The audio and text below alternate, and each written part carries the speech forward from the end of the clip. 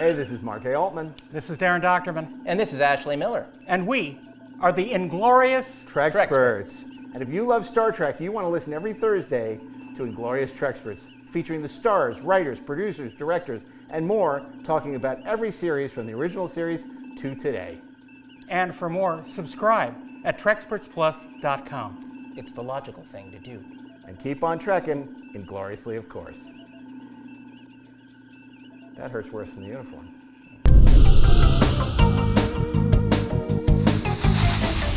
New episodes available every Thursday, wherever you listen to podcasts. Or subscribe today at TrekspertsPlus.com. But keep on trekking, ingloriously, of course.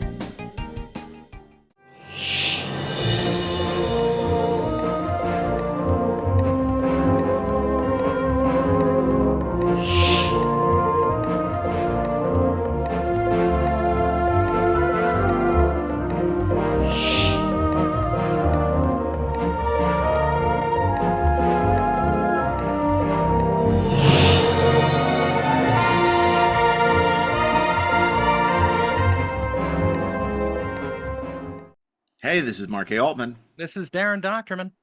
And this is Ashley Miller. And we are the Inglorious Treksperts. Oh my God. Sad. It's just sad. You know, we need a little countdown clock. It goes 3, 2, 1, and then Treksperts. Treksperts. But you know what I respect about our repeated failure to do this correctly, in spite of hundreds of attempts, is that we don't cheat like other podcasts would. We don't pre-record the an editor opening and make it perfect. That's right. Nobody kind of moves around the dialogue so it sounds like we're doing it at the same time. We're just idiots, and we own it because we respect you that much. You noticed that on some other podcasts where they like suddenly move to the pre-recorded stuff. It's like they record like the closing, all the promotional stuff, and like all of a sudden they like pivot to like the end. And it's like you could tell like that's where they dropped in the recording. You know, like, oh, for the next 10 minutes, it's all like, oh, the credits and all the stuff we record, and we're just using the same. See, we do it every time. We record it fresh and new, and doesn't screw up. It keeps it interesting. Because they're lazy and not fun like us. By the way, I got to tell you, another podcast I think that does it right is the Spy Hards. They just dropped their show from Star Trek Las Vegas, which was the panel we gave them on our man Bashir and Spycraft and Deep Space Nine with Ira Bear, Ron Moore, and Robert Hewitt Wolf. And they did a terrific job. Really interesting interview, really interesting insights from the team. So it just dropped. So if you have a chance to check out the Spy Hards on their podcast, Scott and Cam, I can't tell you which one is which, but Cam and Scott and Cam, they're both. I like them both, so it doesn't really matter that I don't know who's who. But they're great guys, except to them, right? But to the rest of the world, it doesn't matter because they're both awesome. So they're very awesome. So you should check out their really great podcast, Spy Hards.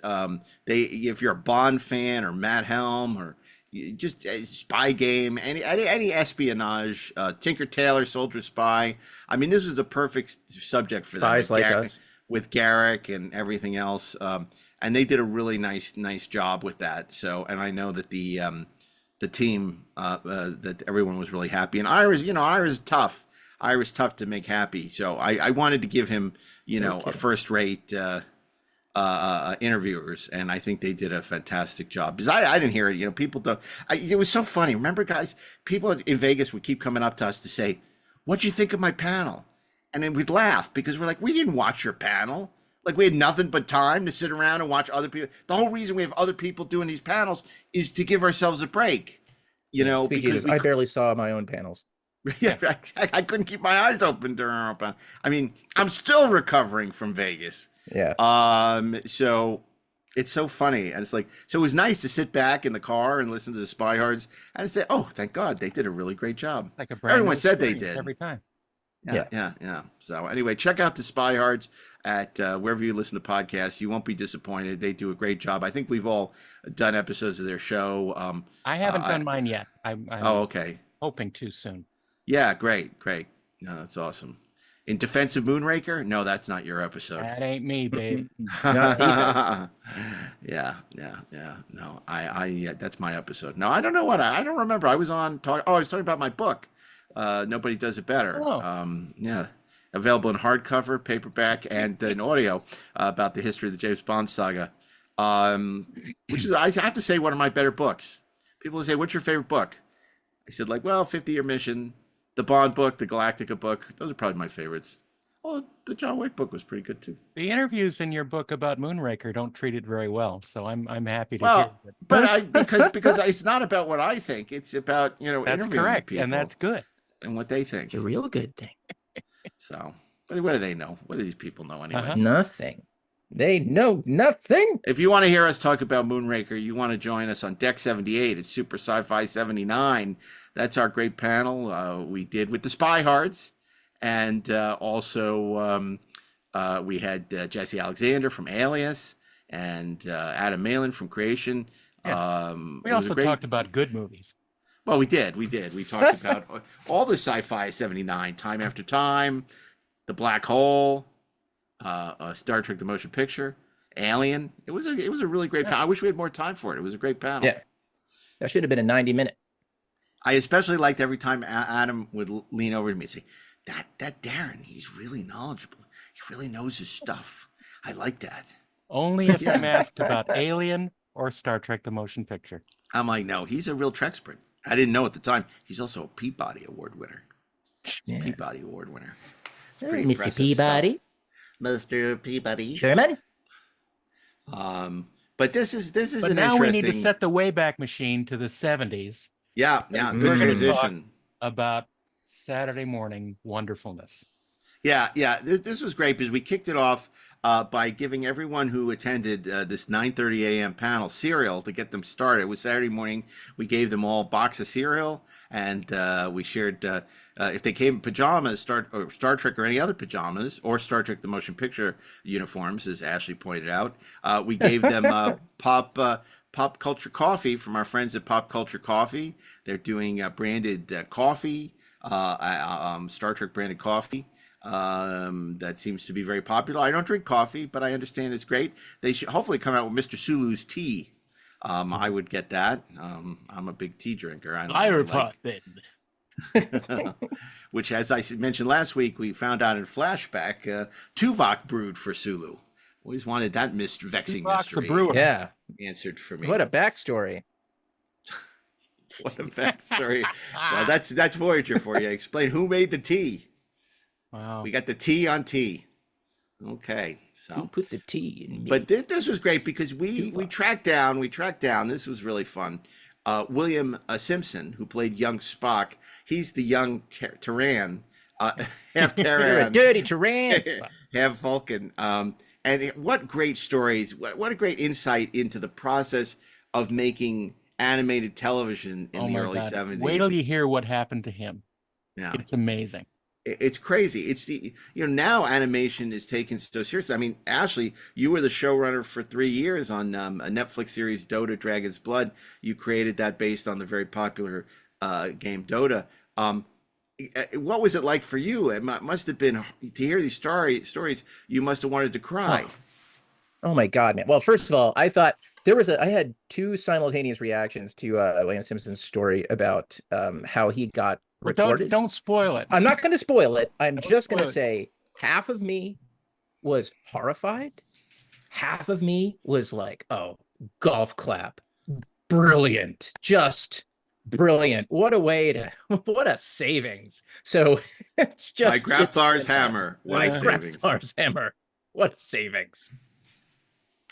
But obviously, Wow. we'll talk more about it after the Yeah. segment is. But I'd love to know, because I know, casting was such an important part of the process, as it should be for you. So to hear the way that Filmation put these things together. I mean, and it sounded almost like it took place in a back alley somewhere. Yeah, it does. Hey, kid, come here. You want to buy an E? Shh. Hey, kid, you like Saturday morning shows? You want to be in Want one? some Frosty Flakes? Darren, I want to ask you, Yes. basically, You know, one thing that Rod Roddenberry said is that he would love to see the animated series get redone with state-of-the-art CG. Yeah. Because he feels there's so much value, you know, written by original Star Trek writers, that the stories are great. The storytelling, for the most part, is pretty great, or pretty good. That in a way, a lot of people say this is the fourth and fifth season of the original series. Is that something you think is feasible, or would you like to see, or do you have a different opinion about I think that? it would be fun to do. I think it would be fun to watch once.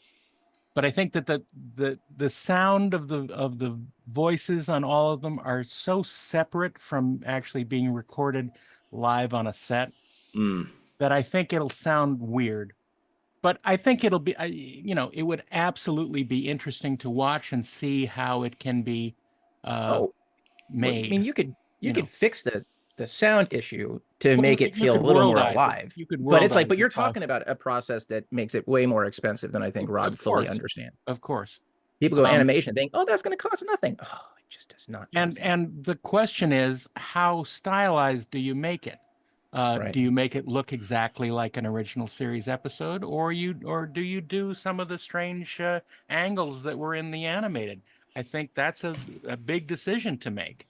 You know, Dun, dun, dun, right. Are you going to look like Prodigy, or are you going to look like Love, Death, and Robots? Now I can give you a price difference on how much it's going to cost you per episode. Right, because the Uncanny Valley is still a pretty big valley. Yeah, not quite. That's the real big valley. Not as big as the one that Lee Majors was in, but still, that's a reference for you kids out there. Yeah, I was going to say Barbara Stanwyck, but okay, you had Lee Majors. You know, Heath was the youngest, by the way. But also, I gotta say, you know, we talked a lot about the animated series, and this is, of course, the anniversary of the animated series premiering on September 8th. But also, there was a great representation for Prodigy. A lot of excitement in the room for the our Prodigy guests. We had Dan Hageman, the co-showrunner and co-creator, with his brother Kevin. And then Bonnie Gordon, the computer voice, of course, Aaron Waltke, and a real terrific addition, Sean Bishop, who directed a bunch of the episodes, who is also a wonderful part of the proceedings. So it was real nice to get to know them and feature them on the panel. A lot of great stories about the making of Prodigy. So this really is the alpha and omega of Star Trek Animated, the very beginning, and what is right now the you know, sort of wrapping up Star Trek animation. You know, and of course we talked a little bit about Lower Decks. And we had invited Mike McMahon, who's terrific, but it was his wedding anniversary, and he basically said, I'd love to do the panel, but my wife would kill me if I go to Vegas. A lame excuse. Well, if someone given the fact you over that, maybe you shouldn't be married to them. That's right. Maybe you should consider it. Given the fact that we like Mike and don't want him to be murdered by his wife, we're understanding and did not really. We said another time, another place. When we do our 50th anniversary of Space 1999, perhaps you can call him friend. So anyway, but let's next year, by the way. I know that's Jesus. right. I've been thinking about that a lot. I have. Wait, that's not how it goes. You're doing the animated music. I was going to do Space 1999. I got it all sponged in my freaking head. This episode, we gotta get a uniform made for Juliet Landau. Wow, yeah. Wow. You know, this is an inside baseball. Her husband was our photographer, official photographer at Star Trek Las Vegas. Deborah Weeks, who did a wonderful job. So a lot of that photography you're seeing on social and on the YouTube versions of our episodes were taken by Deverell, Juliet Landau's husband. He's a lovely guy. He is the president. He's not just a member. He's the president of the Darren Docterman fan club. I did not realize that he had, I guess, never met Darren or didn't know him well. We actually never met. Yeah. But they had a chance to hang out at Giordano's, plenty of time to hang out because it took forever for the food to come. But so he hung out with Darren at our... No, we were fast friends. He loved you. I just got an email from the other day. He was already asking, are we doing this again next year? He says, I love that Darren. That Darren is so great. I mean, it's so funny. I mean, Darren doesn't usually have that effect on people. So it's really amazing. What are you talking about? Well, I mean, he's like in love with you. I mean, you know, in a manly way. I mean, It's like the Romulan commander and Kirk. The Man-Darren Love Association. So North American. Nandala? Yeah, exactly. Mandala. That's Mandala, the guys who do the photo novels. Oh my goodness. Okay, let's get out of here. We have an episode to share with our friends. Yes. This is a very special Saturday Morning Fever presentation from the Treksperts stage in Las Vegas that we're delighted to be able to share with you here on the Treksperts. So in honor of the anniversary of the animated series on September 8th, we bring you, should we sing it? Saturday Morning Fever? No. No. Okay. Don't sing it. Don't sing it. Don't sing it. For God's sakes, strap yourself down. Get ready for Saturday Morning Fever after these brief commercial messages. And we'll be back after the panel with a few closing thoughts. After these messages, we'll be right back. Come on, kids, get your sweaters. Let's go. Bye, Mom. Hot water wash. Okay. Cold water wash. Pretty clean. Oh, they didn't look that good. When can I stop kidding myself? Right now.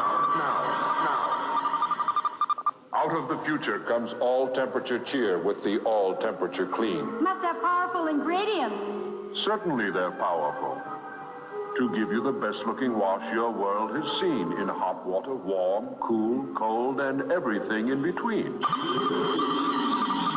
Terrific. Now that's white. Cheer gives you a great-looking white in hot water. And in cold water, that's clean. Cheer beats even the leading cold water detergent. Wait till you see my kids tomorrow. I'll be watching. All-temperature cheer. Boy, is this stuff clean and at all those temperatures. All temperature.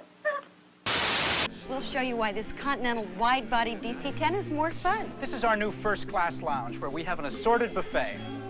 In Coach, we'll show you our pub. Yes, the pub is back, and it's more fun than ever. With electronic pub pong, it's fun and games all the way. On our wide DC-10 screen, and at no extra cost, we'll show you the best of the old-time cereal. I think I know that guy. Your slimy hands off her. He used to be my idol. We'll show you newsreels of yesterday. We'll show you exclusive interviews with the superstars of sport. We'll show you animated cartoons that are a laugh a mile. Fly Continental's wide-body DC-10. And we'll show you... On Continental Airlines, we'll show you. We really move our tail for you. Well, that was a little trip back to 1973. How great is that? Yesteryear, honestly. That Buster Crab Continental Airlines commercial. Oh my gosh, it's so great. Watching Flash Gordon and Buck Rogers serials on the plane, projected on 16 millimeter. That would make me jump. Eating cereal while watching serials. That's right. Yeah. Oh, yeah. That's good, Ashley. Thank That's you. good. Well, we're so glad to see so many of you, here so early in the morning, given how much drinking everyone was doing last night. But you got your cereal. Hopefully some of you got your coffee. So, Don't eat the Don't chew on the beans. No. Don't crunch on the grounds. Makes That's a lot of not noise. good. No. But we're going to continue our look back and our look forward with just a great group of stretching the Star Trek animation universe from the very beginning to where it stands currently. And we're so delighted. So I want to welcome first from Yesteryear, the magnificent episode of Star Trek the Animated Series, the voice of young Spock. So be warned because it's his first Star Trek convention, William Simpson. William.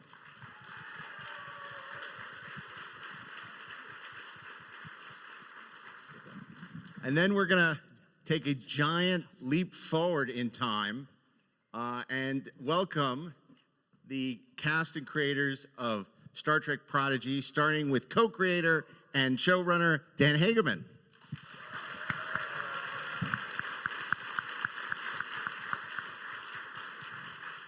Co-executive producer Aaron WALTKE.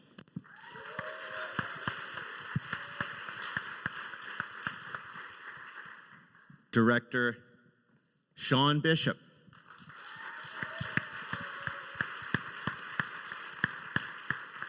And the Douglas Rain of the protostar, Bonnie Gordon. And the voice of Jillian the Whale. Good morning, guys. We have our morning voices, too.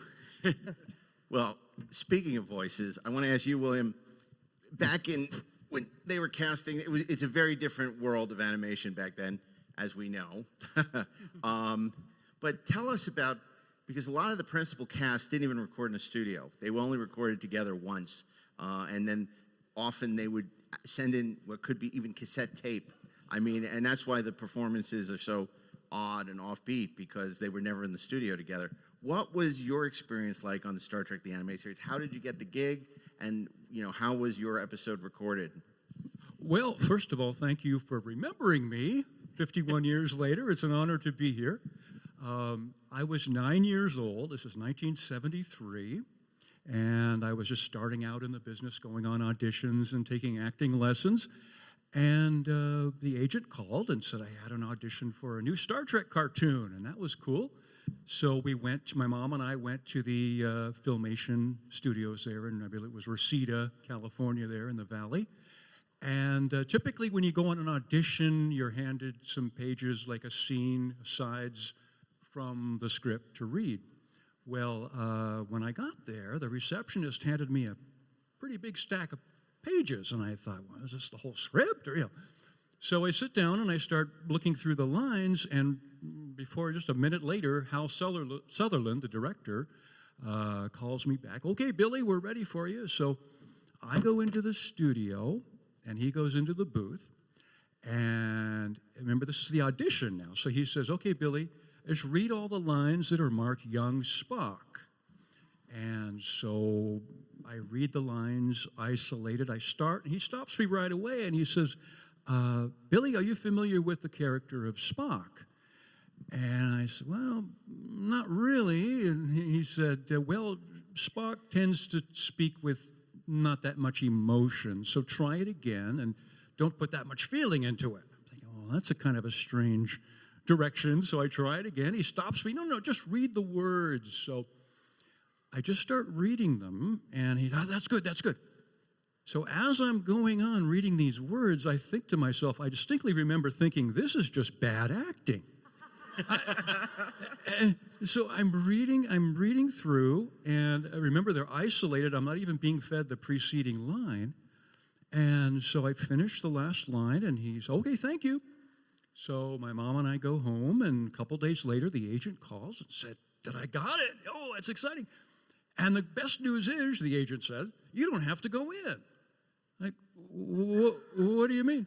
Oh, they're just going to use the audition tape. Oh, my goodness. Oh, my God. That was cheap. And I remember my reaction was, no, because I wanted another chance. I was not pleased with that at all. And if you listen, this explains a lot. I'm making excuses a half century later. But if you...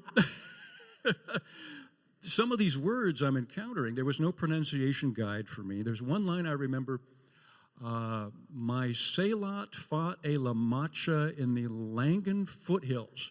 Oh, my God. You can hear me hesitate. My Sailot fought a La Mancha, you know.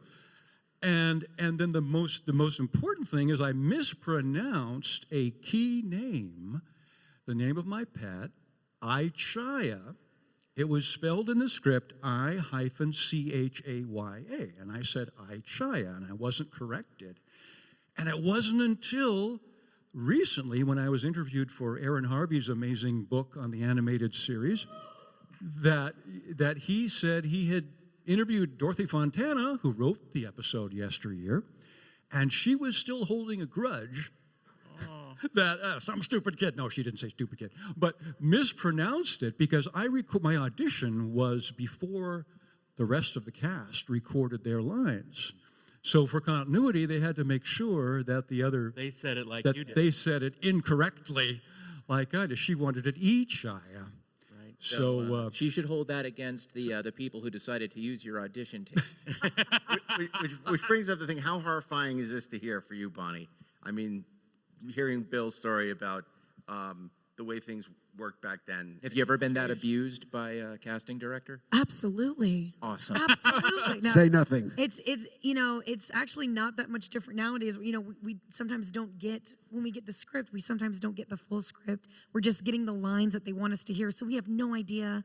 And speaking of mispronouncing names, a lot of the scripts now, everything's in code because of NDA, and they don't want things to leak. So all the names and the projects are all in different weird, code names. So you don't know what you're saying or what you're working for or what you're auditioning for. So that really helps the performance, I would imagine. Yeah. So we have so if they're like, young Spock would probably be like, you're reading for the character Spork. And I'm like, great.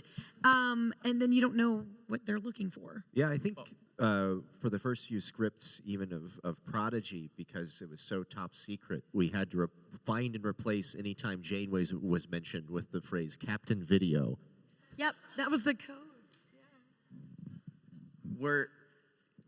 Are you amazed? Here we are, 50 years later. I mean, this is a show that was nominated for an Emmy, won an Emmy. One of the only times Star Trek's first won an Emmy, right? Was the animated series. That here we are all these years later still talking about something that they ran your audition tape. I wish I had another chance. It's not too late. Let's get you back in there. The live stage You're reading never of too old Yesteryear is to coming. be the young Spock. And because I wasn't even fed the preceding line, there's one line in that drives me crazy, and anybody that listens and follows it will, a line about bringing a healer here. Because I didn't hear the preceding line, my emphasis was totally off. And it's like, I have an excuse for that. 51 years later, I'm still... Well, the poor kid who didn't know what the word Terran was, obviously they used his audition tape too. You're a Terran, Spock. What? What is that? That's not a word. Double dumbass on you. We're going to send somebody to the dealer's room to pick up the script, and you'll have your chance to. It's that band, Terran, right? That's right. Yeah. Terran. I saw them in concert once. I love their music. Yes. Dan, I got to ask you, because at the time, Star Trek the Animated Series was unique on Saturday morning television. It was more adult. It was written by writers who worked for primetime shows, who'd worked on Star Trek. It wasn't the usual what was called kidvid. Obviously, when your show started to be developed at Nickelodeon, a lot of the perception, this is Star Trek for kids. And what you delivered was something that transcended. It was something like Next Generation at its height, appealed to entire families. It was adult, kids could appreciate it, adults could appreciate it. It was not what you thought of as a Nickelodeon show. How much of that was... Thank you, guys.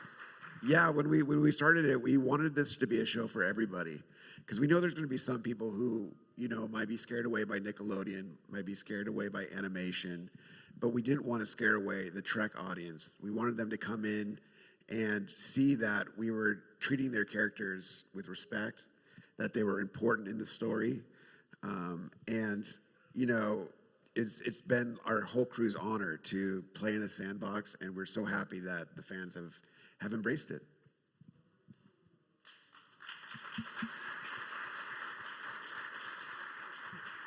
Yeah, I remember in the very early days, like I think week one of the writer's room, there was a lot of discussion of like, what is the tone of this show? The Nickelodeon execs gave us a lot of latitude, but they were like, can we add some more jokes in there, and maybe they could have a little pet, And we were like, well, they certainly have pets on starships and Star Trek, so that's actually, I think week one is where Murph came from, was to help answer some of those questions. I think it was a joke that we never really thought we'd put into the show, but we kind of all grew fond of him. Somebody pitched, like, what if there was, like, when they were trying to assemble the crew and we got everybody, and then they look over and there's just a weird slug creature, and they're like, and him too, I guess. And we couldn't stop laughing about it, but then once we got into, pitching and developing the character arcs for the whole season and beyond, everybody was like, well, what about Murph? What's Murph doing? And we realized that, if ever we got pushback of like, this episode's too dark, there's caught in a time loop and the warp core breach is happening. There's Murph. Yeah. Well, Murph's eating a chair, so it's fine. Kids might die. There's Murph. And this is a question I think for both of you and Sean as well, which is, there's this fallacy in animation, as Ashley can attest, having done DOTA for 3 seasons as well on Netflix, that you can do anything in animation. But you really can't, especially in this era of CGI where you have to design models. Can you talk about the perception versus the reality of doing sci-fi animation? Sure. No, you can't do anything. No, I'm kidding. The difference with modern sci-fi animation, especially with how they tried to handle it with Prodigy, is it's all shot like live action. It may as well be a live action piece, even though it's animated. You know what I mean? It's much more complicated and much more asset heavy now than it was. It's not simply you can just draw a model sheet and then have it shipped out. Like there are thousands of new processes that accompany what animation has become. And you don't need a makeup budget, so. Yeah, it was interesting the first time I worked on a CGI animated project, because sometimes, you know, if you're writing live action, you say it's a diner, and you're like, that's fine, a diner's fine, but and you can just rent out a stage and they have the props and you buy some forks and that's that. But if you do it in CGI, they have to design the set, they have to approve every single booth, they have to design every fork and have that go through approval. Yeah.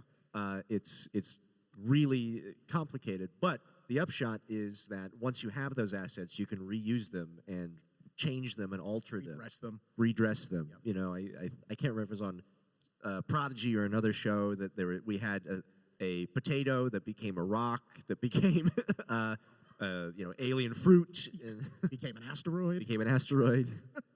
Did Sean? You know, I'm sure we know the answer to this, but you're not colorblind, right? Because of course Hal Sutherland, and the story may be apocryphal. He denies it now. The story is on the animated series that the reason the Kzinti and a lot of these characters, the Tribbles, were pink were because he was colorblind.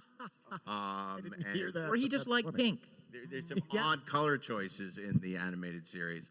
Tell us about sort of the approach you know, and how you work with the showrunners and the writers, you know, coming in on an episode, and you know, sort of what your work entails. It was great. You know, we'd look at the script, we'd all read it together, we'd have a big meeting, then I'd meet with the storyboard crew and we'd break it down, and I'd make sure that they understood what was wanted from Aaron and the brothers and our supervising director Ben. And then we'd just go to town on storyboarding it and keep checking in over and over and over again and redoing the material. When the roughs were done for the boards, we'd run it by the crew and we'd get our notes, and then we'd go back and do the finishes and cleanups. And my favorite part was always editorial. And the reason I loved editorial is, and for those of you who don't know, we'll get the storyboards in, we'll cut them in a reel, we'll put all the dialogue in, some of it's temp, some of it's production. And then we'll basically craft what we want the episode to feel like. Well, for the reels, I could use whatever music I wanted. They're going to rewrite it for the show, of course, but I used all vintage Star Trek.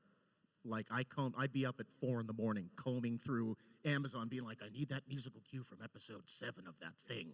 You know what I mean? And it's like, and my poor editor, I'll be like, you know, you get a list of notes, and like, time code, blah, blah, blah, blah, 000. Use the cue that comes in here at 1 minute 45. My poor editor is just like, but it was so fun to hear that original music. In fact, one of the episodes I did where the loom attack, it's where they're in the ziggurat. I used score from Wrath of Khan, and it's the bit where Catherine's in the shuttle. She comes up from behind this thing, and she starts blowing pieces off of the loom to save Consular Noam. And I had sent the Wrath of Khan music out, and we cut it in, and it came back. So I'm watching the scene, and I'm really into Star Trek anyway. So now I'm directing on a show, and I've got Wrath of Khan going in the background. And I'm getting into it, and it's the bit where Catherine comes up. Sorry, Janeway. That's very personal, isn't it? Admiral.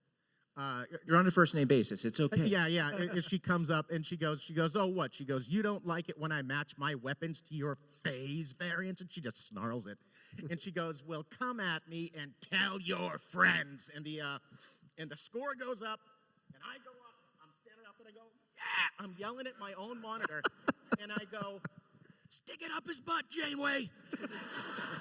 You know, that's a completely different panel. Yeah. But I was like, Catherine, go get him! And I realized at that point my window was open. And below I hear, stop. and I look out, and there's a gardener just going, staring up at me, and I was like, "Not you, sir. Not you, sir. Sorry, that was for someone else." And I just closed the window. Then you hear, Not your butt, sir. Not your butt. not you, sir. Please go back to trimming the verge. So, Sean, when you started your boards, you said sometimes you had the full records and sometimes you didn't. Did you have that more often than not when you were putting together your animatics and doing editorial, or did you generally more often have scrap? Prodigy was great. They were on their game. We usually had all the dialogue that we needed, and if we didn't, it was small workarounds. Honestly, I've had some where like you didn't get the dialogue until the day before the board is due, and then none of your acting matches the reads, and you're just like, but no, Prodigy was Johnny on the spot with that. Yeah, I think the only tricky part, I think sometimes, was once we saw all the episodes together, or in a not completely finished, but a near completed state, and the animatic was locked, we would realize, like, oh, we've changed something in a different script, so we need to have a pickup here. And sometimes we would realize that a little too late, and then we were like, well, it's already animated, but then we're like, wait, Zero doesn't have a mouth. we can just give Zero some expository line, and it'll be fine. Dan, I'm sure you'd rather be starting your 5th season by now, but you have had the ultimate Star Trek journey, ironically. You have a show that is embraced immediately by a wide range of fandom, and then the plug is pulled. And yet, much like Bjo in the original series, fandom spoke out. They're flying planes over Netflix, and all of all you, this crazy stuff. And anyone who's a betting person in this industry says, well, there's no way, right? This is it. And then Netflix picks it up and finishes post on the show, and you have a tremendously successful 2nd season. It's crazy. And tell us, what this meant to you as someone who gave his heart, soul to the show, and what we hope the future might be for Prodigy. I want to say that making Prodigy was a lot of fun, but it was really tough. We went through not only, obviously, a pandemic, but a pandemic in the industry, in the sense of the streamers all converging on top of each other. We didn't know, like, all of our emails had to go to CBS, had to go to Paramount Plus, had to go to Nickelodeon. We weren't sure whose note we had to listen to most. And now Skydance has bought them. And then we're going over to Netflix, and who is in control of the show? We actually still don't 100% know. So we just kind of kept our heads down and just said, let's just make the best show we can make. And then when it didn't air for a long, long time, and we were sitting on it, and we all loved it, and we were just like, we cannot wait for you guys to see season 2. And then you guys saw season 2, and then you guys responded. Yeah, then went to France first, apparently. Yeah. But then you guys responded to season 2, and it touched all of us. I mean, it made it all worth it. All the hardships that we went through, we just felt like we put our hearts in the right place, and we were validated for it. So thank you, guys. Next week, the 3 astronauts face the ultimate danger. General Urko discovers a chilling weapon, a relic of the planet's past.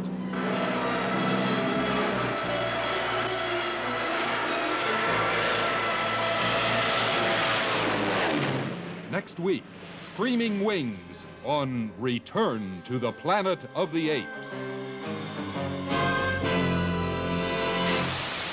So, let me ask you a little bit about the hardship, and by that I mean the production hardship. When COVID hit, everybody in the industry who did not work in animation said, "Oh, well, animation will be fine." Well, we all know that's horse crap.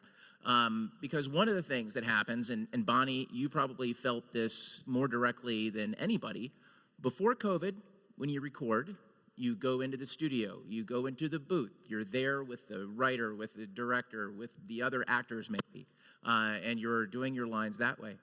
When COVID hits, suddenly you're in your bedroom closet. And who's outside but the gardener? Yeah, the same gardener. The same guy who's really thinking about Janeway. Yep. What in was just a weird way. Some guy's yelling. Catherine.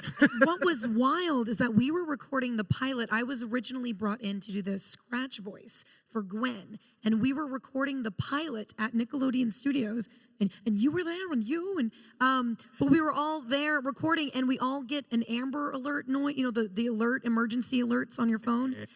Yeah, and we all look at our phones in the middle of recording, and it says, mandatory quarantine beginning Sunday, March 15th or Monday, March 5th, whatever the date was. And we were all just like, oh, it's okay. We'll get this episode done. And then in 2 weeks, we'll come back. Yeah. Wow. Well, that didn't happen. But it was so weird because we were in the studio while the quarantine was being announced and enforced in California. Yeah, I think just to give you a sense of timeline, I think we had just turned in the first draft of the season 1 finale, and then the lockdown happened the next week. And then they're like, "All right, good luck making that show." Yeah. And it was hard. There's no question. All of us were on Zoom rooms. The world was literally falling apart outside our window. But I think in a way, this story was something that we clung to, like a life raft of like, not only does it give us something to focus on that's positive, but it feels like it's kind of pointing to a future that there will be a tomorrow if we work together and, believe in it and manifest it to become that. Dan, I want to go back to the very beginning, which is when you were coming into pitch, how this all came together, sort of what that initial pitch, was to Secret Hideout, to Nickelodeon, how this whole thing came about, and then, how much it evolved from your initial your and your brother's initial conception of what the show was going to be. I think it stayed true from the very get-go, and I think the only change was what Zero looked like. Kurtzman thought he was bipedal, with his energy thing inside, and he said he looks too much like C-3PO, and so he had the great idea of like, let's make him a floating ball, and we said we love it, and so that was, and then adding Murph. I think adding Murph and making Zero, but like we had a lot of trust. I think a lot of people, it's tough to hit that audience of, I would say, teenagers and up, like find something or tweens. And I think a lot of people didn't know how to give notes, which was, in our favor. They're like, this seems dark. We're like, it's okay, it'll play great. They're like, okay. Yeah, sometimes you find yourself in this strange position in the industry where everybody just assumes that the other person is giving notes, and then like CBS, that's a good position. It is. Paramount Plus, all these people, no one knew who was giving notes. I'm reminded of the story about the original Robert Altman movie MASH, and how they were so busy on their tentpole movies that everyone forgot that MASH was being made, and so they just got to kind of make it themselves however they wanted. And then it became a big smash hit, and obviously kind of reinvented Robert Altman style movie making. No relation. Oh, really? Oh, okay. And in a way that kind of happened with our show, where Nickelodeon had never made a young adult like high-end CGI series with this ambitious before. CBS Studios hadn't made cartoons like this since the days of Saturday Morning. And so both of them just kind of look to us and say, what is it? And we're like, you're letting us decide? Okay, here's the show. Of course, Robert Altman's, answer to notes was always F off. So he was not one who suffered fools gladly. I got to ask you, because this show is so infused with a love of Star Trek, whether it's Medusans, whether it's continuing the Voyager mythology. So I'd love to ask everybody, including you, about the Star Trek journey. I mean, you said you didn't know anything about Spock when you went in for that audition as a young 8-year-old, but did you learn were you, after being cast and doing this and having your audition debuts, did you end up watching, Star Trek? Was it ever something that played a part in your life? I did reading the isolated lines in the audition, I really didn't grasp the story of that particular episode of Yesteryear. But then, of course, watching it when it was broadcast, I was really taken aback on the gravity of the story, the fact that it dealt with euthanizing a pet. Saturday morning, we're watching our Sid and Marty Krofft and all this, and all of a sudden this is heavy-duty stuff, and I know that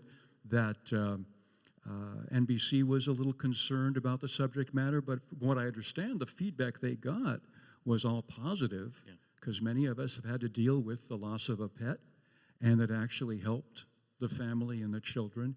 And sure, watching that and then backtracking to understand the character of Spock more than I did at the audition, certainly been significant, and all the way since. Well, you know, it's funny because, you know, Rod Roddenberry has always talked about his dream is to redo the original series in CG, to redo the animation, but keep, you know, Keep the voices. Keep the voices. The problem is they don't have, now it's less of a problem, but they don't have the original stems or anything, except for that first episode, I think.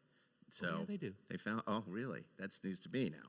So, but anyway, you never know, because with Star Trek, going back into the back catalog and revisiting things, it would really be remarkable, because obviously they didn't have the resources, and a lot of people, even some of you who probably haven't seen it, are watching Yesteryear and watching the limited animation at the time and thinking, oh, this is kind of not so, this is goofy, but the story, as you articulated about the death of a pet, it's from D.C. Fontana. It's really great writing, and it's the animation in a way that, you know, if you didn't grow up on it, lets you down a little bit. So, Dan, for you, what was your Star Trek journey? Are you a longtime Star Trek fan? Was the animated series even something on your radar when they said we want to do a new Star Trek animated series? I think we were always enveloped in the aura of Star Trek all through. I had growing up, I think the first thing that I really remembered was the SETI eel in Wrath of Khan, and then also the death of Spock at the end of Wrath of Khan. And I think Spoiler alert. Sorry.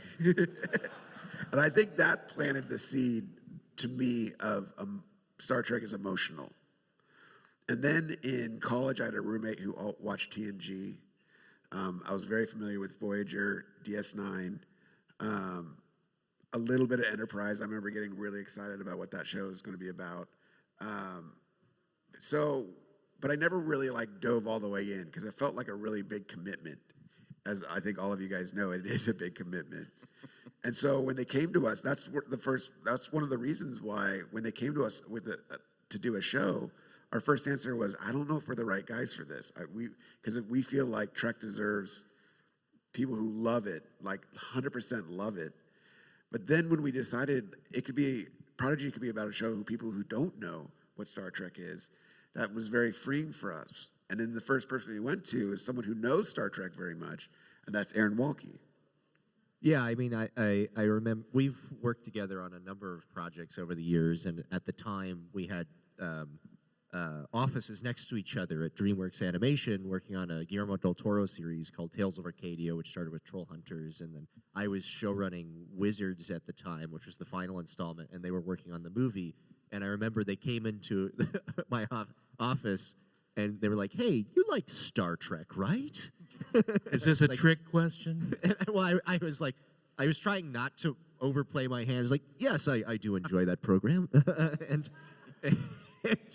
then they proceeded to pitch out that they had this meeting with Secret Hideout, and they had this idea, and what did I think? And I thought it was brilliant, because, you know, there are so many occasions where somebody asked me, you know, how do you get into Star Trek? You're a Star Trek fan. And I was like, I don't know, watch 100 episodes of TNG and absorb it by osmosis. I do want to say, though, that in the week one of the writer's room, which was a great sort of span of people that you know, had a couple of favorite Star Trek movies all the way over to I've seen every episode and read all about Phase 2, you know, the first thing we did over the lunch break was we pulled up Yesteryear and watched it, and, you know, just because at the time Lower Decks, I think, was still in deep development. They hadn't even revealed like the character designs, so all we had to look at of like sort of precedent in animation was TAS, and we pulled up the animated series and watched Yesteryear together. And by the end of it, like, we were like, some of us were crying, and we're like, you could do that in Star Trek animated shows. So it was very freeing to us, but it was inspiring of like how deep and both philosophically or intellectually, but also emotionally, we could go with the characters in the story. Did you have to go back and rewatch Voyager extensively to sort of nail Kate's voice for the Janeway character? I did. When they called me in to do the scratch for Janeway, I immediately started binging Voyager. So, I don't want to skip you, but for all my Star Trek locals, I got my start in my Star Trek love by working the Star Trek experience here in Las Vegas. I was part of the closing cast. Yeah, 2007, 2008. I was a big fantasy nerd already and a big sci-fi nerd, but I didn't know Star Trek very well, just besides the few episodes I'd always seen running, growing up, like TNG with my parents watching every now and then when it was on. I was like, Whoopi Goldberg. But for me, once I got cast at Star Trek The Experience, I was like, I got to actually know what I'm saying and know what I'm improvising. There's only so many excuses you can use the prime directive in an improv conversation with someone as an actor. So I started binge watching everything. And I thank the Star Trek Experience for turning me into a Trekkie. And then I watched them all. And then when I got the call back for Gwen, I showed up in like a red dress with a comm badge, space boots, a Starfleet messenger bag. I mean, I probably looked ridiculous, but I wanted to show them that I was there like for the love of it and not just for a job. So yeah, Star Trek is really, really special to me because, and thank you to Vegas, thank you to Star Trek The Experience for turning me onto it. But yes, I did binge Voyager to get the cadence. My voice is very tired right now. I'm not going to even attempt to do Janeway right now. But and we threw down the gauntlet to her. We invited her to dinner with Kate. And by surprise, I go, Kate, Bonnie, you should do your Kate voice. And I was, and she's like, I hear you do my voice. And she was, and I'm like, very not stern. really. She's like, let's hear it. That's terrible. Let me hear it. Do it. And so I did something. She goes, I don't sound like that. You sound like Katharine Hepburn. And then I tried to, then I tried to say, well, you do have a certain like old Hollywood charm and air to you. And she's like, are you saying I speak affectedly? Yeah. No. You sound like Katharine Hepburn. You know, I played her on Broadway. And then she turned and like started going, and I'm like shaking with my glass of wine, like, is I this felt how like I get threw fired? a grenade and was just laughing. I was just like, this is great. There's nothing more nerve-wracking than having to impersonate a celebrity to their face. I know. It's terrifying. I hate it. It's the worst. Yeah. Most of the people I do impressions of are dead. So Carol Channing, Judy Garland. So I'm like, I don't want to, I can't offend them, but I had to do Martin Scorsese to his face. That's terrifying. That was terrifying. Yeah. That was Really, but Sean? Kate, You want to do your Martin Scorsese? Yes. Yeah, Kate's like royalty though. Like when she talks or tells a story, like it's like she's holding court. Oh yeah. So I'm sitting there, like I don't want to do an impression of her in front of her face. Like no.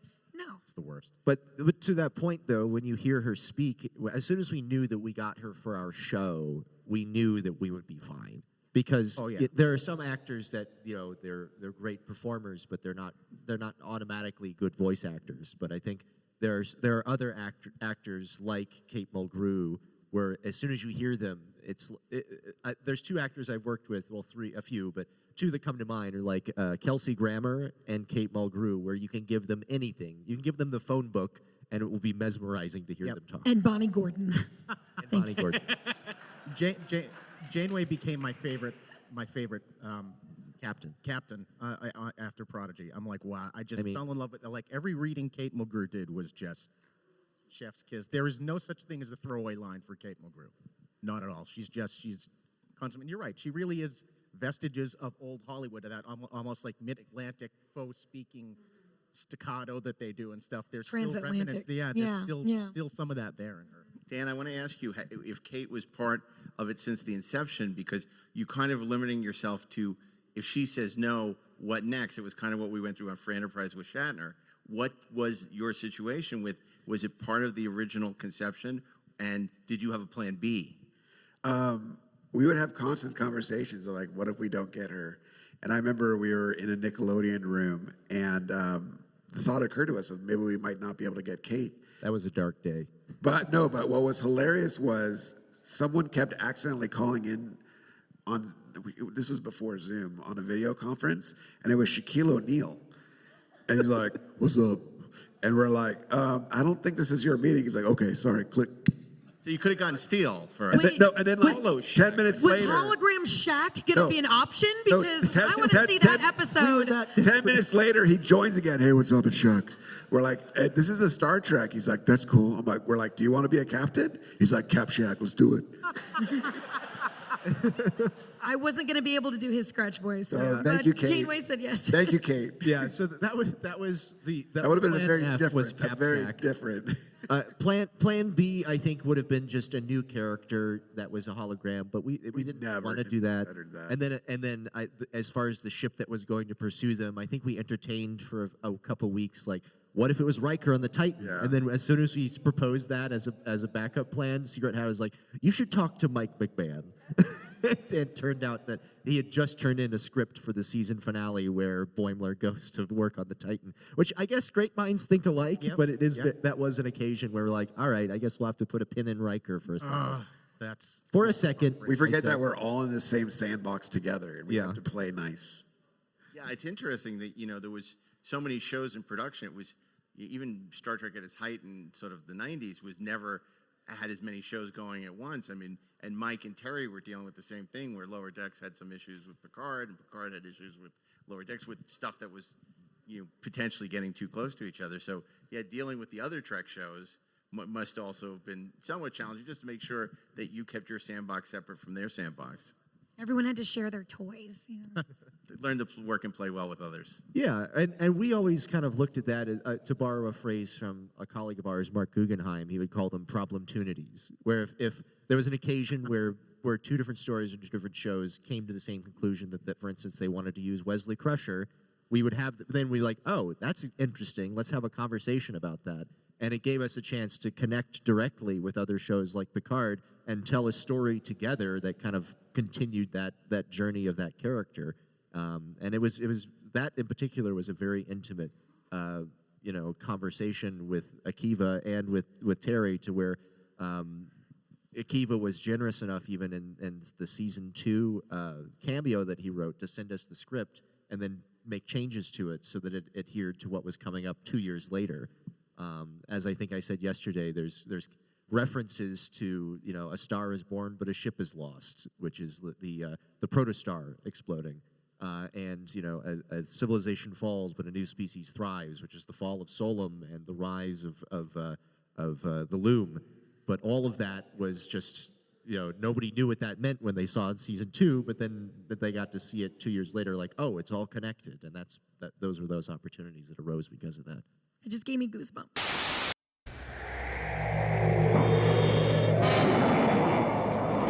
Welcome to man's most magnificent achievement in the conquest of space, the man-made planetoid, Space Academy, founded in the star year 3732.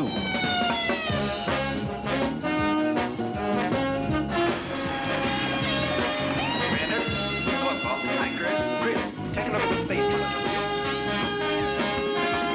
Here we have gathered young people from the farthest reaches of all the known worlds. They have been chosen for their unique abilities and are being trained to cope with the mysterious, the unknown, the unpredictable dangers lurking in the vast darkness of space.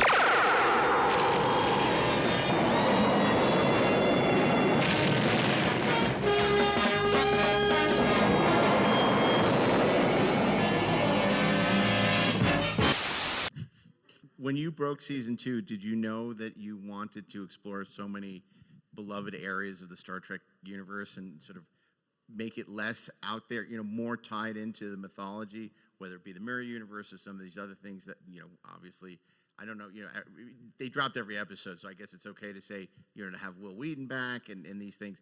Was there a conscious effort that we're going to tie in more to the established mythology now that the first season was sort of defining the show and the second season is really extending it even more? And I think we knew there was such a strong engine with fixing Solum, and there was such a strong engine with finding Chakotay, that we were led by those two storylines. And then we knew it would be such a dense story that we were trying to find ways to shove in single episodes, like a triple episode or a duplicate episode. And so we would kind of find our spot, be like, okay, we got to do something here. And we'd shove something in there. We'd find some reason to keep him there at the station, and then we'd do something there. So, and then in terms of with Wesley, with Will Wheaton, that was a situation where Jen Murrow had brought it up. And when we discovered about how in TNG, he became a Time Lord, and that a lot of people were afraid of, how do we use this character? He's like super overpowered. We're like, that's awesome. We're doing a time travel season. Like, let's bring in a Time Lord, and it all just started clicking together, and it felt organic and it felt natural. And then anytime you try to do something and it doesn't feel that way, you get rid of it. But if it feels right, it stays in.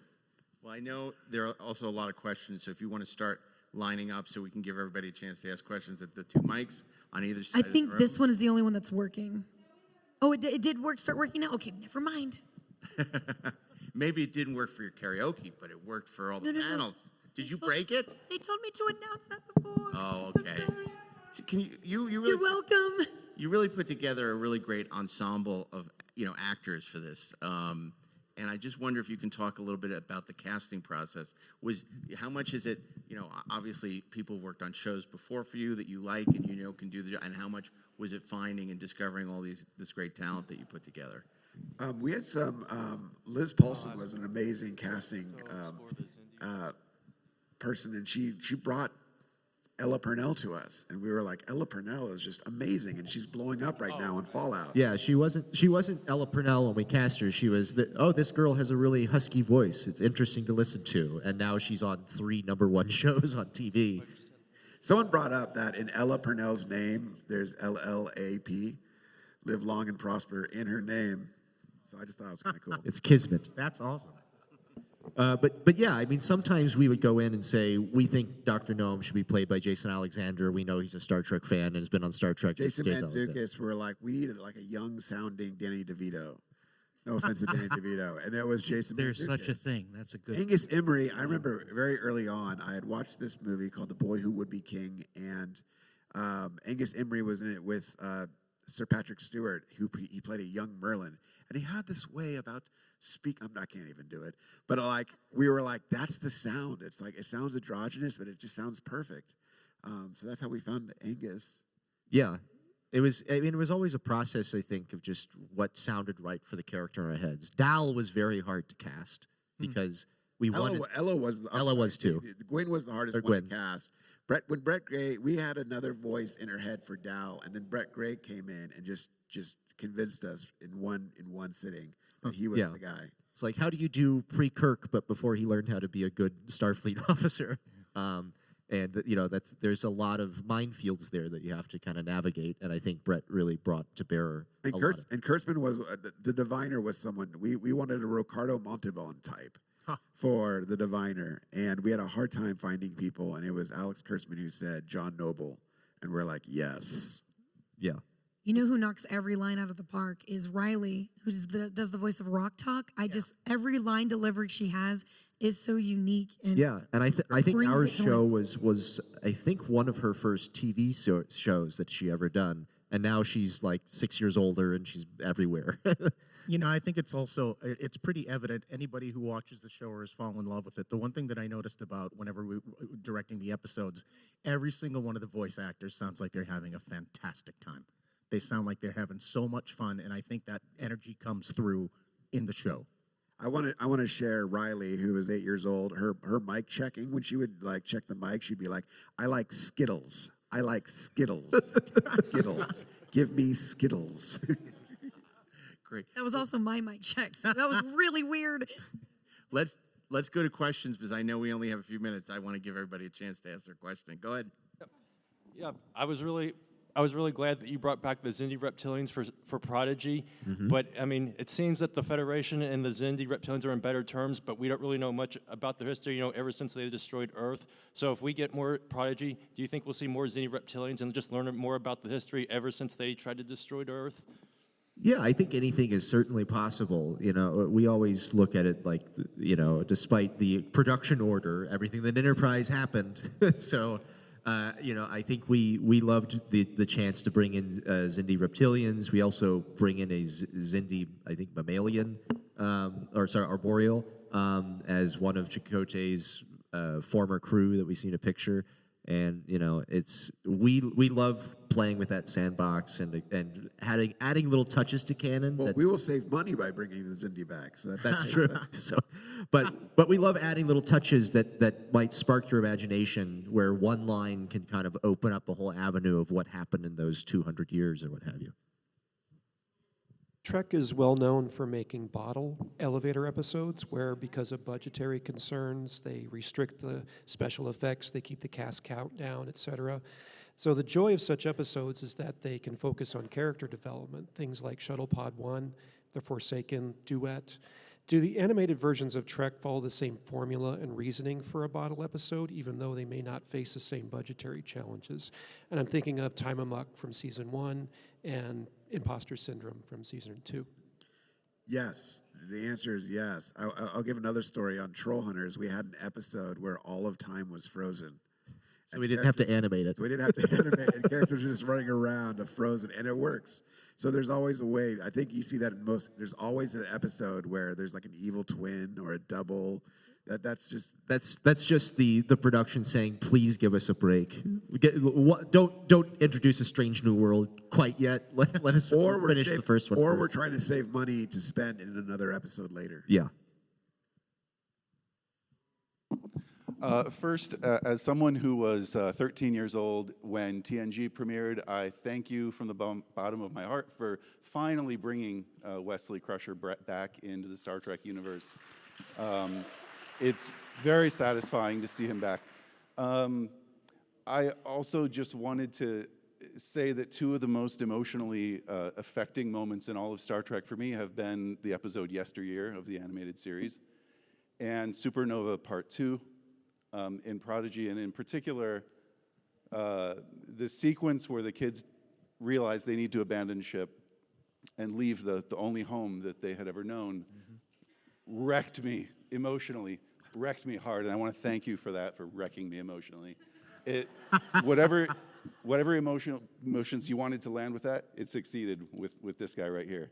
I was wrecked. So on behalf of the crew, thank you. Our job is to make you feel things. Yes, you certainly did. And I you. wanted to just invite you to comment on how that whole sequence came together in anything you feel like saying about it. I mean, that was there in the original pitch, so we knew we were getting to that moment. And so when we got to that moment, we took a lot of time to get it right. And it took a lot of time, and it took a lot of patience, but we knew that that was the ending we all wanted, and that was the ending we were so excited about. And the same thing about Season 2, the ending of Season 2 is another thing we were so excited about. We love endings. Because I think that montage, oh gosh, it gets me every time at the end. But thank you very much. Go ahead. Hi, so first I wanted to thank you guys for giving us a show that I was able to use to get my 6-year-old into Star Trek for the first time. Yes. I love it. Yes.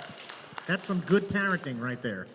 It was, yeah, we've been watching every night at dinner. But my question is, what was the decision or the thought process of connecting so directly to what happened on Mars and interacting with switching the uniforms to pre-Picard and that whole connection? Because I thought it was absolutely brilliant, connecting directly to Picard like that. Just like the prior question, that was the ending we knew we were going to get to.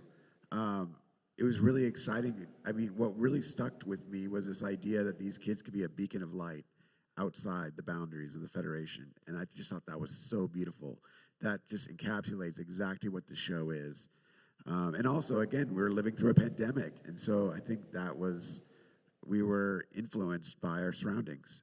Yeah, I think Picard in particular in Season 1, we knew it was coming, because obviously it's how Picard Season 1 opens, and our writer's assistant, Deandra Pendleton-Thompson, was the writer's assistant on Picard Season 1, and she was a staff writer on our show. But when you really look at it, you only see maybe 8 minutes of 2385 from the perspective of Captain Picard on the worst day of his life.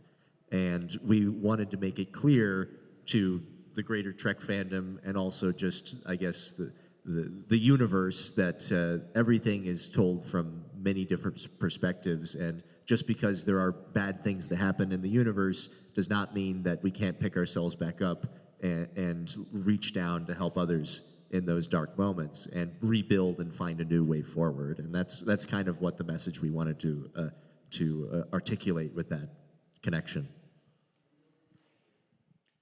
Hello. Hey, as a lifelong Star Trek fan, just wanted to thank you guys for, just making something really great and also bridging the Doctor Who and Star Trek universe. Now that meta world is in my head and real, which is wild, wanted to know if you guys ever thought you'd bring any of the actors from maybe the Doctor Who reboot in, as do a cross-universe nonsense adventure. Could be fun. I mean, I think I speak for all the writers, certainly, that we love all science fiction. Doctor Who is absolutely no exception. As I think has been stated at San Diego Comic-Con, it's up to the lawyers, really. But I'm not opposed to it, especially considering both universes acknowledge each other and are multiverses, so there's no reason that in the grand scheme of all the many quantum parallel timelines, one of them couldn't be a Doctor Who universe. Would be sick. Do Doctor Who and Wesley. Thank you. Doctor Who in the holodeck. Yeah. Bill and Ted. It's a holonovel. Hi, thank you. My question is, if there was a season 3, what storylines or Voyager alums would you be mainly interested in doing, would you be interested in exploring that you're kind of brainstorming in your head that you thought about? I'm interested to go deeper in Jacob Pog. I feel like he's a character who's very much a comedic relief, but there's depth there. So yeah, I feel like every season we were like, this is the season we're going to do a Jacob Pog arc, and then inevitably there's so much going on, and he works so great as just the sort of tough-nosed engineer that just kind of is like, I guess we got to do this now. We haven't had a chance to go deep on his sort of emotional journey, but we'd love to do a Jacob Pog arc for sure. As far as other more specifics, I think we're hoping for a season 3, so you'll have to wait and find out. Or perhaps if I can pitch right now, a Vulcan healer, perhaps played by Ben here. That's a great idea. Falls through a time Get another chance. Nice. You got to say everything right, though. That's right. Only one audition tape. He'll come prepared for his audition. Go ahead. Thank you. I read for the multiverse episode that one of the universes you guys considered visiting was one where Voyager had been assimilated by the Borg. Yes. Can you share what we were going to see in that one? So it would have been this.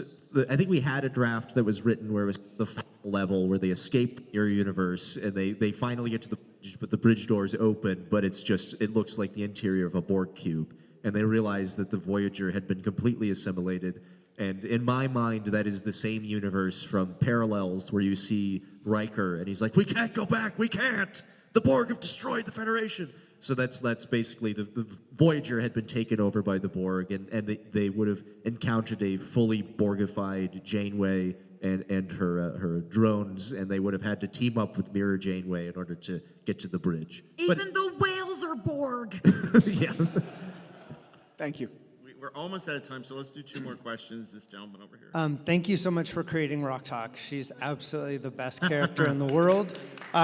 She's a great inspiration for my 3rd graders. The question I have about her is she's so fantastic in how she learns, and she continues to learn and develop and grow, and she has so many kind of mysteries within her that come out. Was that planned, or did it come and evolve more naturally? We talked to Dr. Erin McDonald about her journey to be a scientist, to be an astrophysicist. And she tried out many different sciences. And then she found one that she felt like fit. And we thought that was really interesting. So I think you'll see in season 1, Rock Talk tries to be a meteorologist. Rock Talk tries to do different things. And she's like, she's not quite right. But then when she finds out that there's a science about alien creatures, she's like, that's the one. So we feel like Rock Talk is the heart of this crew, and I think she will always be the heart. Yeah, and even as a science officer, we love the idea that failure in science can still yield knowledge and help you grow and find the truth. And that felt like a really great message for anybody to hear. Yep. Last question. Hi there. I wanted to know, how involved were you guys in the development of the Supernova video game, and what were your thoughts about the finished product? We had heard pitches about what they wanted to do, and we made sure that it aligned with what was going on in the show. we were like, okay, they can't find the ship, you know, because that's the whole thing of the next season or the next 10. It was supposed to exist, I think, between episode 10 and episode 11 of season 1. And it was great, and they got Brett Gray and Ella Purnell to do the voices. And Lisa Schultz Boyd, who was a season 1 staff writer, was one of the story editors and brought in a lot of unused ideas that we hadn't had a chance to work into the first season. So you know, I think I haven't played it top to bottom, but I've heard a lot of people say that they played it with their kids and they really enjoyed it. We have time for one more question. Go ahead. No, we're going to give him the question. That's fine. Thank you. Go ahead. My question is for Bill. What has your relationship with Star Trek been since the animated series? When TNG came on, did you watch it? And like, have you kept up to date with what's been going on in Star Trek? Oh, I would say peripherally. That certainly, you know, introduced me to it as a child. And I've kept up with the other Spock iterations over the years and have certainly had a relationship in that respect. But it's you know, you can't escape Star Trek, so it's around us all, and I'm honored to have been a part of it in the early days. Thank you. Thank you. Good question. I'm going to give you the last. Come on, so you can ask a question. Let's get you in here. So Dal is a very strongly characterized person, and that has resulted in a bit of a love him or hate him kind of effect. Was there ever a temptation to make the protagonist of Prodigy someone a little more bland, but maybe had wider appeal? No, because we wanted to start him out as the worst captain ever. And we got that point across. And the beauty of the show is we want to see him become the best captain ever. And so that doesn't happen at the end of season 2. Season 2 is just another step in his journey. And we can't wait to, again, season 3. Command proficiency, 0.2%. Well, there's always a sliding scale with likability with a character, you know, and I think that you never know how an audience or an individual audience member is going to react one way or the other. But I think what I have seen over and over again is most people, when they watch the show, they even people who are skeptical of Dal, by the end really appreciate the journey that he went on, and so I'm quite proud of that. But everybody loves Murph. Everybody loves Murph from day one. Murph. I'm so grateful to the cast and creative brain trust of Prodigy, to William Simpson from Yesteryear, who's going to be signing at the Inglorious Treksperts booth for the next hour, so catch him. This is his first Star Trek convention, so be nice. You guys will be around the rest of the weekend, I'm sure. Yes. Come find my table for merchandise. Yeah, and if you see us around, stop us, say hi. We're here all weekend. And I'd be remiss in not asking you, is there anything everyone can do to keep beating the drum? Is there any way that they can help persuade Netflix or just spread the love? Just tell people there's a show. It's great. Yeah, so tell somebody who hasn't seen the show to check it out. Buy the Blu-ray, buy the merchandise. The Blu-ray, I think, was #1 sci-fi show on Amazon. We beat Furiosa, and we were in the top 10. So you guys are already doing it, but just keep it up. Furiosa can't get a break. Unbelievable. Well, thank you guys. It was great having you. Thank you so much. Thank you, everybody, for joining us. Thank you, everyone. Stick around. Thank you. For millions of years, Earth was fertile and rich. Then pollution and waste began to take their toll. Civilization fell into ruin. This is the world of the 25th century. Only a handful of scientists remain, men who have vowed to rebuild what has been destroyed. This is their achievement. Ark 2, a mobile storehouse of scientific knowledge, manned by a highly trained crew of young people. Their mission? To bring the hope of a new future to mankind. Ark 2 log, entry number 1. I, Jonah, Ruth, Samuel, and Adam are fully aware of the dangers we face as we venture into unknown, maybe even hostile areas. But we're determined to bring the promise of a new civilization to our people and our planet.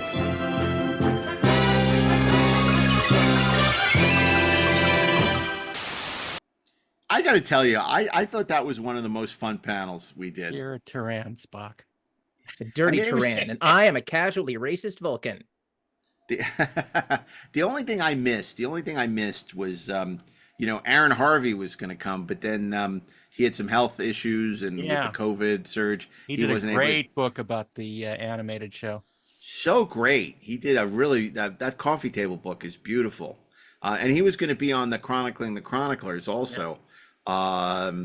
So it was a shame that he wasn't able to join us, but that book is really a thing of beauty. I know on Treksperts Briefing Room, an entirely different podcast, they did an interview with Rich and Aaron about that book. And if you have a chance, you should check it out. Peter and Lisa interrogated them about that book. But yeah, this was great. I'm really glad. It was great to see all the enthusiasm for Prodigy as well. A lot of passion in that room for that series, now airing on Netflix, season 1 and 2. So you should check that out if you're interested in learning more, or just a fan already. Would you like to know more? And of course, a very happy birthday to Star Trek. September 8th, the big anniversary. 1966. Someone remembers. We're getting that much closer to the 60th anniversary. It's the 58th anniversary of Star Trek. 58 years. My It's God. extraordinary. Wow. It's full of stars.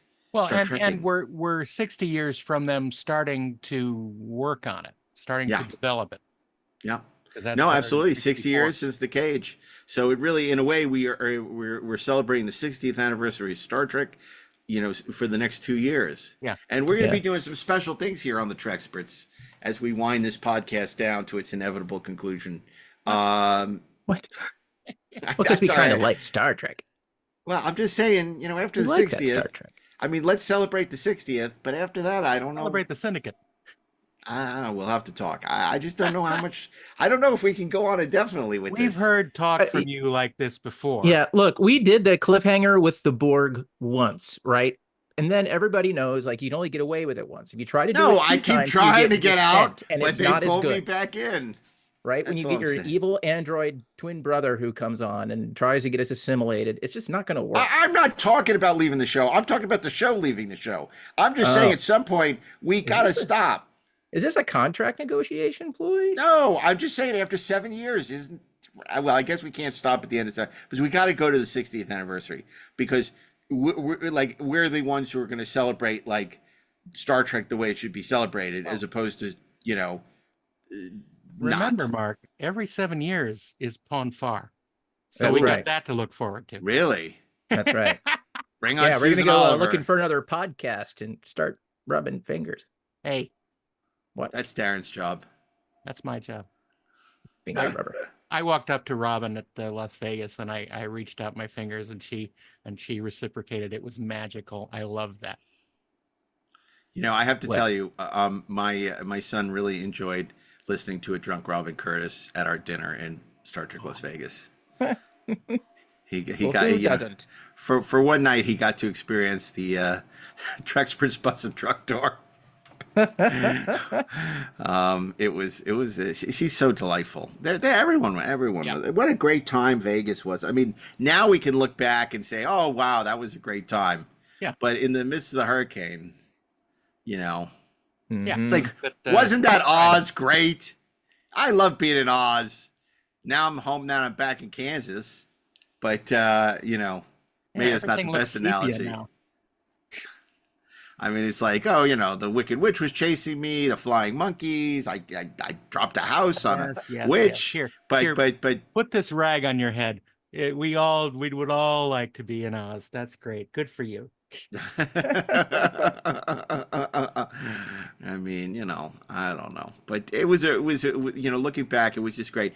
I think part of why Vegas, in retrospect, was so great was so many of our friends of the show and friends of our friends who were actually friends, had such a great time. Like the feedback was like universally positive. And then Creation got amazing feedback as well. So it was like such a positive experience in retrospect that it makes me happy.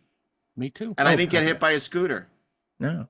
Look, we've had a number of extraordinary experiences this last summer as fans that I think we were privileged to be a part of. From the experience of putting together Star Trek Las Vegas, the Treksperts stage, to how it kind of culminated with the Shatner commentary. I'm trying to imagine how we go up from there. I think we can do it. I think we can do it. Okay, well, and we got it to go. Starts with a cardboard standee of Mark that has a marking on it that says "Target scooter here." Yeah, like right on target that explosion and fire. Target that Altman and fire. I just want to say, because this is our 60th anniversary, 58th anniversary kind of tribute. I want to stop and say, I'm so grateful to Star Trek for giving us this amazing community that's been so important to us. We've been so lucky. It's brought us to, brought all of us together, much like Devil's Tower. It's given us this amazing entertainment. It's given me such joy now sharing it with my son. Yeah. And I couldn't be happier.